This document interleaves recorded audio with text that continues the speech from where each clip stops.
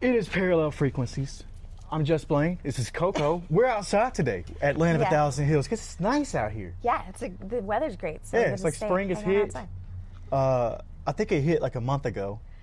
Yeah, we started summer early. Yeah, we did, and we're out here. But today we're out here because we had a couple of tech difficulties. This episode has been impossible to get us filmed. I don't think the universe wants us talking about this show today. It's too wholesome. Yeah, it seems like, you know what? We'll get to that. I was going to tell you why. But have you heard this shit? Coven.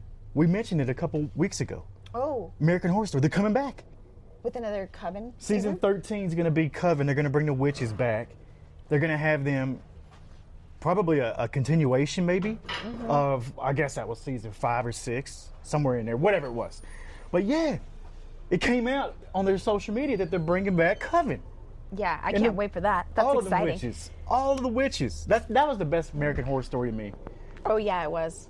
It was the best season. We will have to break down some American Horror Story someday. I love that show. I don't know, and you know, some of them do kind of fall off, and as some TV shows do.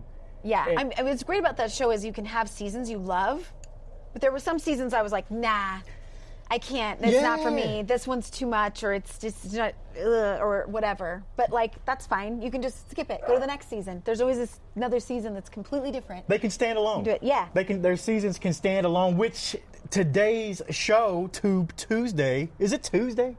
It feels like it's at least Friday. I don't know. It's somewhere later in the week, but Tube Tuesday. Friday. We've got a standalone show that I was not familiar with the original. Yeah. And we're talking about Jury Duty presents Company Retreat, I believe is what it's called. Yeah. And I turned this thing on by accident, okay?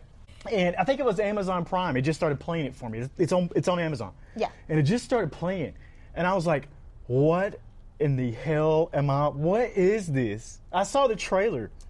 And in the trailer, it got my attention when I don't even remember all the people's names, but it's the son who ends up being the new CEO. I recognized him. They're sitting in this like all together, and they're doing, you know, the talking to the cameras and all that, and documentary style, and it's all set up. It's like The Office. But instead of it being everybody knows that it's a TV show, there's one guy who doesn't. Yeah. And they set this whole thing up, and it's very much like The Office. Same types of jokes, same types of humor. In the trailer, this is what hooked me. There's the son sitting there talking, and he says something about he doesn't want to be, basically, and I'm paraphrasing, he doesn't want to be a Nepo baby. He doesn't want a hand job. And I'm saying that literally. He says, I don't want a hand job. Reminds me of Tobias from Arrested Development. You're like, can you record some things that you say and like play them back? And I was like, wait, what did he just say? And it caught me off guard. And I was like, I got to watch this show. Yeah. I got to see what's going on here. When you started describing it to me, I was like, oh no, I've seen this show. It came out years ago. Yeah. And I was like, Jury Duty, right? And he's like, wait, no, it's a different one. Then we realized they did it again. They redid it. Yeah. So they did that one in Jury Duty in 2023, and I haven't seen it. I didn't even know about this, and I think that this is oh my God, such a great idea. If you can pull this off, it's an amazing idea, and that's part of the magic, is pulling this off and making the one person, Anthony, in this Yeah, who's season. called the hero. When they haven't cast the hero yet, they call him Hero, which is really important. We're going to talk about why it's Hero. The whole company retreat concept, it's like corporate summer camp, but instead of learning archery, they're learning how to trust somebody from accounting named Greg. You ever notice how retreats always promise connection? But what they really deliver is forced vulnerability in a conference room that smells like burnt coffee and ambition. Does it not? And everybody at these things is always pretending, but they're pretending to not be pretending. Yeah. It's like this overly fake, and you see a lot of that in corporate retreat here. You see some of these characters really taking the role that they play, and they're taking it to the next level. Yeah. I wouldn't know. I've not been on a company retreat. Oh my gosh. And the only thing close to that I've been on is teachers going to a conference together in Vegas. And that was a blast. Vegas with the teachers. But I think what we're seeing here maybe different than what you would expect from a company retreat typically, Yeah. is they really are a family. I loved going to the teachers conference with my fellow teachers at All Aboard Charter School. Shout out All Aboard Charter School. It's no longer up and running, but my teacher friends are all still out there. And we were a family. I mean, that makes the biggest difference in the world. When you can work with people that make you feel like I'm going home every time I go to work. And I think they showed that better than They did. anything. Yeah. I've had a couple of crazy company retreats. I ended up at Dr. Dre's house for one. So not typical company Not retreats either. typical. I didn't have typical. As I said yesterday, I told Lindsay, my wife, I was like, we were talking about something. I said, just kind of like us normal people. And she said, there ain't nothing normal about you. Looking at me, and I'm like, yeah, you're right. But yeah, I think I had a company retreat. We ended up at Dr. Dre's house. There was another one that I ended up in the middle of nowhere on a farm in California, and it ended up being a Kanye West release party. That was a wild company retreat too. Yeah. I've had some wild ones. And always am I saying, what am I doing here? But that's the same thing that happened in this show, company retreat. Yeah, poor But they're Anthony. saying, why am I here for a different reason? It's a different energy. This feels like somebody finally held up a mirror to the whole ecosystem of corporate retreats and showed you the not polished LinkedIn version. It literally shows you all the awkward silences and the fake laughs. Mm-hmm. It's so much in here, and I guarantee you, if you ever have worked in a corporate environment, you can watch Jury Duty Presents Company Retreat, and you can probably pick out. You'd be like, oh, that's so-and-so. Oh, that's... I've worked with that guy. I've worked with Yeah. that. But they did a really good job of putting these people in there to play the roles. Could you have done this? I would love to think that maybe I could have if I had stayed in acting or if I had done that. The biggest thing, and I was finishing up the last few episodes last night because they just released, but That's I was right. like, man, why are these actors not winning Emmys like crazy? Because there's one thing to be in a scripted show, and it's one thing to be in improv and to do that. But this is like Truman Show level commitment to a character. They have to play this character believably. Is that a word? Yeah, sure. To Anthony, the hero, for the entire time they're at this retreat. So, I mean, we're getting maybe a week. Yeah. I think that they're all there. Yeah. That's the timeline I think it looked like to me. But to be like, even when the cameras were not rolling, because there was a time period when the entire staff in the control room behind the scenes would go home in the evenings, and they're like, they reveal this in the last episode. They're like, so we had to like play games and do things together, staying in character at all times, so that Anthony never suspected a thing. That's wild. And I'm just over there like blown away at the level of commitment. And like You think about that. knowing though. themselves, knowing their characters. Think about that. If you're in any insane. of these other roles other than hero Anthony, you know that this whole project rests on you. And it's each one of you. It rests on you not slipping up at any point and giving this whole thing away. Working together. 24-hour a day acting, even if it's improv or whatever you want to call it, this is it takes commitment, like you said. That's the word that popped in my head immediately. And we go on corporate retreats, and I said you're playing different roles, and each of these people were. But that's something that you can look at yourself and say, how many versions of yourself do you bring to work? Is there the safe version, the agreeable version, the don't rock the boat because rent's due version? Yeah. This is probably why I was in the corporate world and wasn't there very long at any of them, because I didn't play any. I was just Blane. And people either get that or they don't. And Apple got it; they loved it. I was there for a while and got to run with it. But yeah, how many find versions? Your people, right? Find your people where you can be authentic. And what I love about this and Jury Duty, I watched Jury Duty when that came out years ago, and what I love about the hero in both situations is that they happened. I mean, again, casting director had to be like the best of the best to pick out. They had 10,000 applicants for this job they thought was going to be a temp job for a that would be a part of a documentary, but like basically you're applying for a temp job. And jury duty was similarly, but it was like, hey, you're going to be on a jury, but we are going to film it. It's a documentary about jury duty. So they came into it thinking, yeah, I will be on camera. There will be cameras and stuff, but everybody here is like me. We're all in this documentary together. We're all real people. And it's fantastic to me that in both cases they picked these guys that are so genuine. Authentic, just so real. Authentic, so real, so honest, so good, that by the end you were just in love with them. Just in love with them. You kind of feel bad for them. I feel bad for Anthony in parts of it because I'm like, oh my God, what he had no idea. No idea. A situation to be put in, and he handles it, like you said, beautifully. The stress they put him through, for sure. Yeah. And that's the sweet spot of the show. It's not the laughs. It's not, the catered lunches with sandwiches and all this and sitting around and all talking to each other. It's the tension. I think that's the real sweet spot of this show, is the tension it brings in the environment where people are pretending not to pretend. Yeah.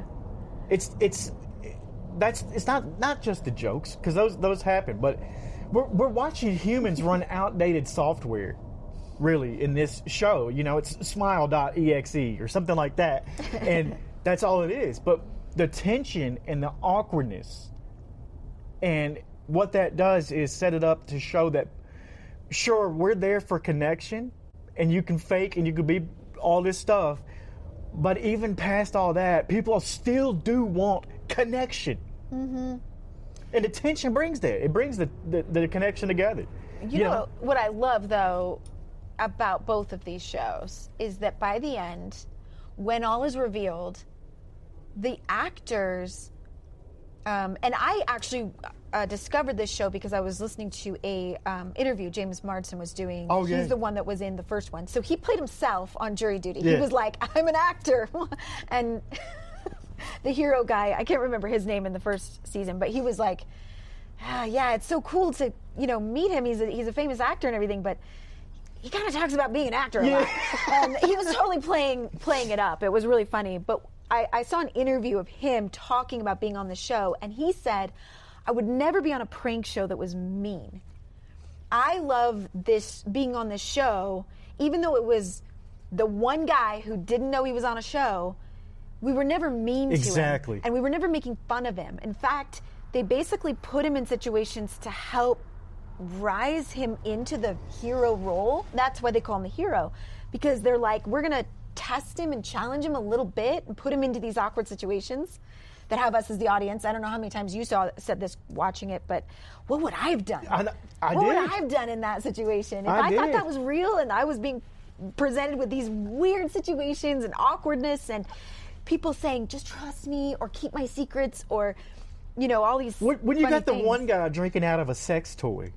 Oh my God. I was thinking, what the fuck would I do right now in this? What would I? And I was dying so hard. And then he pulls the thing out. So he pulled it out. He's like, what is this? This must be What's this? I thought this was a for straw. the ice or something. This is what you freeze. And he's drinking out of a sex toy. I was like, I don't know how Anthony kept it together. The backstory of the Malibu realtors that were there the week before them at the company retreat and having all this thing set up. And then the guy comes back. He comes back for a sex. They planned it and planned all of this so perfectly that they got exactly what they wanted. Unscripted, real moments, unfiltered, maybe even a little uncomfortable. But that's what was the beauty of this show to me. And I don't know, like, this CEO's son, I don't know if I would have, he almost played it too much over the top for me, to where I would have been like, I would have probably taken him to the side at some point. I don't know if Anthony did or not, and said, is this a joke? Like, I would have. Are you for real about this? I like to consider myself a smart person, but, if you're put in that situation, you don't know what you would do. And I don't know if I would have caught on or not to the filming and thought, oh my God, this got to be a prank show. But I love how James Marsden, how you said, he wouldn't have done anything cruel to somebody. That's my kind of pranks. Yeah. I don't like the ones where you can hurt somebody physically, mentally, emotionally, however. Yeah. I like this kind of stuff where it's like, sure, Anthony probably went through some hard times in the show, But now looking back, he's probably like, oh my God, what a life experience. Like you can't pay for that. Somebody gave him a life experience for free. And put him front and center and made him a star. And that's the actors, Jim Woods, who played Jimmy. Yeah. He says, when we started this, and I think it was the other Anthony too, the actor that plays him, they said, when we started this, we looked at each other and we said, we are never going to get an opportunity like this. We're never going to have an experience like this in our career ever again. This is a once in a lifetime. But that's what I was going to say about connection. What you said was that in both cases, both of the guys, when it was revealed that this was a show that they were on, and they're like, what? My mind is blown. I mean, you can just see like their synapses in their heads just exploding. Wouldn't yours though? You're like wait. Yeah. But in both cases, they weren't mad or felt lied to or betrayed. Both of them were like, wow. And in both of those casts, in both shows, once the curtain was dropped, the fourth wall or the curtain, all of the actors were like, listen, we know we were just playing roles for you, but the connection was real.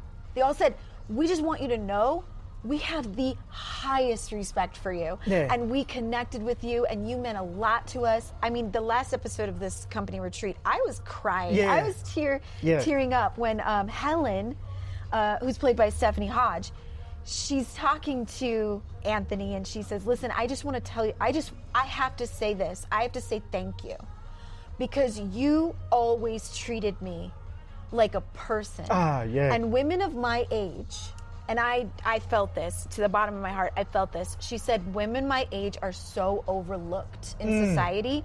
We're often just kind of brushed to the side. Like, you've gotten to a certain age, now you don't exist. And she just said, you never did that to me. You made me feel seen. You always made me feel like a person and a part of everything. And I just want to thank you for that. And she was crying. And this was her real, the actress herself telling him that. And several of others had their moment with him where they said, I just have to thank you for this. I have to thank you for being you, because you were amazing and you changed my life, and I will never be the same after this. That's a great point to make too, because it wasn't just about making Anthony feel good, but there would be a real connection, because these people are committed to the role, and the role is to fake this guy out and make him think that this is real. And they all did it perfectly. So that's a great point out that the people working on this show probably got just as much in return. They about did. themselves. You can see that. And got to learn about themselves and learn what they're. Alex Bonifer played Dougie Jr. He's from Kevin Can Fuck Himself. Love that show, by the way. I recognized him from that, and I was like, wait. So, I mean, these are actors from other shows that we're used to. Blair Beckham played Marjorie, the owner of the retreat place. And she's from Pluribus. That's right. That's right. In the show that we've covered on here. Anyway, Dougie Jr. He also, really expressed like, you have a friend for life with me, because. And someone else mentioned something like, you deserve an award just for always sticking up for Dougie. Like, because he was clearly kind of an idiot. Kind of like, But Anthony was the friend to the very end. I mean, just, no, you got this, man. It's okay. You made a mistake. Don't worry about it. And he did that consistently the entire time. Just one person would make an embarrassing massive things, and he'd be like, no, take a breath, you're okay, man. He was good. We'll get this. He was great about hyping them up when they were under pressure. You gotta love that. That is insanely genuine, heart of gold. And I just, every time, the first one and this one, I end it with just loving the guy they picked and restoring my faith in humanity, especially men. Sorry, but I often think from a lot of statistical analysis of the world and where we live, is that you don't find guys like that really are like that. And here are these two guys in two separate situations that every time given the opportunity, they were heart of gold, right there with them, hyping them up, making people feel good, being like, I'll keep her secret, no, whatever you need. And I just love that this show presents an opportunity for us to see that. Connection. Yeah. Real connection. Yeah. And what we like to do here at Parallel Frequencies is keep it in the gray area, and this show has a lot of that. Mm-hmm. It's humor becoming a defense mechanism, or awkwardness becoming honesty trying to break through. There's also something kind of beautiful about shared discomfort, and they all go through that in this show. A lot of awkwardness. And you know, like when everybody knows it's weird, but nobody says it until finally someone does, and the whole room exhales. That's what this whole show was, kind of, to me. Mm-hmm. Was that just that idea? Yeah. And what you get from it, though, is pure connection. I felt connected to the show watching it. You feel like you're a part of it at home as a viewer, and that's what a great TV show can do. Yeah. It can make you feel like you're on the joke with them. Yes. And they did that. Absolutely. I thought they did that. What's your final thoughts on this show? I don't get hyped up like, people do watching sports where they feel like they're cheering at the TV and they're like getting up out of their seat. I never get that way, except I did in this show. Yeah. I was on my seat going, oh my God, they're going to do it, oh my God. And just, I got so into it. But my final thoughts, because we didn't cover this, but the dynamic of the corporate takeover. When Doug realizes Dougie Jr. might not be it, he might not cut it, brings in the middle of this company retreat, in the middle of the week, this new company who is acting like, who's schmoozing them with all these things and acting like, they're going to be, we're going to keep this a family. Everything that you've been used to, we're going to keep it the culture that you guys have, and it's so great, and thanks for letting us join in and all this stuff, and finding out that's not the case. I think most people know that feeling. Wherever you've worked, you probably, really got comfy and cozy with your coworkers. You feel like you know where you're at, where you stand, and then there's some buyout. You're like, they always come in and they always say, we're going to keep things the same. Don't worry. Never do. And in all the experience that I've had, they were like, we're going to just try to run things like the way you've been used to. And in the entertainment world, it's even faster and worse. There's been multiple times that I have left a radio station the day before and come back the next day and literally been the only one standing still because everybody else got fired. A new person come in. Horrible. Everybody cuts loose. And you're there, and you're like, well, now what do I do? And that's it's awful. And these are people, and these are people that have, in a lot of cases, if you're lucky, have created a family culture in the workplace, and you are working with your best friends, and you're working with people that you love. Ideally, we all hope to work in an environment like that. I keep talking. I'm in a nostalgic mood, but being at Big Boy's Neighborhood for a morning show, you better believe. Natalia, Ani, Big, Louie, all of them, Jason even. We were all family in that room. We fought, but we loved. Yeah. And this job at Big Boy was a 24-hour day job. I'm not going to lie, it was. Because we wanted to stay on top of everything. We're talking to all of L.A. We're putting out a national show. We're doing all this stuff. You got to stay on top of all the pop culture. And we were a tight-knit family. Going to Dodger games together. Going to Dr. Dre's house together. Going to Kanye West's